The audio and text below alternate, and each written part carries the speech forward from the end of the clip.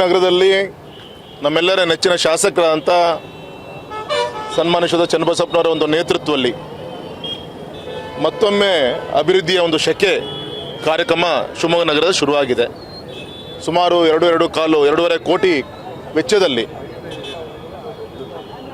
ನಮ್ಮ ಕೇಂದ್ರದ ರೈಲ್ವೆ ಇಲಾಖೆಯಿಂದ ಅನುದಾನ ಬಂದಿದೆ.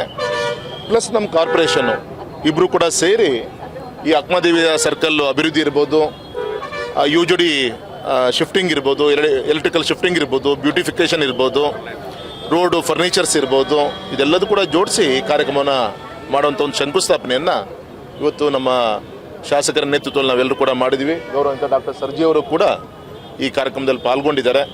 ಇಷ್ಟೇ ನಾವು ಅಧಿಕಾರಿಗಳು ವಿನಂತಿ ಮಾಡೋದು, ಆದಷ್ಟು ಬೇಗ ಈ ಕಾಮಗಾರಿನ ಲೋಕಾರ್ಪಣೆ ಮಾಡಬೇಕು ಮತ್ತು ಸಾರ್ವಜನಿಕರಿಗೆ ತೊಂದರೆ ಆಗದ ರೀತಿಯಲ್ಲಿ, ಯಾಕೆಂದರೆ ರೋಡ್ ಬ್ಲಾಕ್ ಮಾಡ್ಲಿಕ್ಕಂತೂ ಬರಲ್ಲ. ಮೊನ್ನೆ ನೋಡಿದ್ವಲ್ಲ ರೈಲ್ವೆ ನಮ್ಮ ಹೊನ್ನಳ್ಳಿ ರೋಡು ರಿಪೇರಿ ಮಾಡ್ತೀನಿ ಅಂತೇಳಿ ಯಾವ ಡೈವರ್ಷನ್ ಕೊಟ್ಟು ಆ ಕಿರಿಕಿರಿಯನ್ನು ಮಾಡ್ತಾ ಇದ್ದಾರೆ, ಆ ಥರ ಹಾಕ್ಕೊಡೋದು ಸಾರ್ವಜನಿಕ ತೊಂದರೆ ಆಗದ ರೀತಿಯಲ್ಲಿ ಅದನ್ನು ಪರಿಪೂರ್ಣ ಮಾಡಿಕೊಡೋ ಕೆಲಸ ಮಾಡಬೇಕು ಅಂತೇಳಿ ನಾವು ನಮ್ಮ ಶಾಸಕರು ಅಧಿಕಾರಿಗಳು ಒತ್ತಾಯವನ್ನು ಮಾಡ್ತೀವಿ ಸರ್.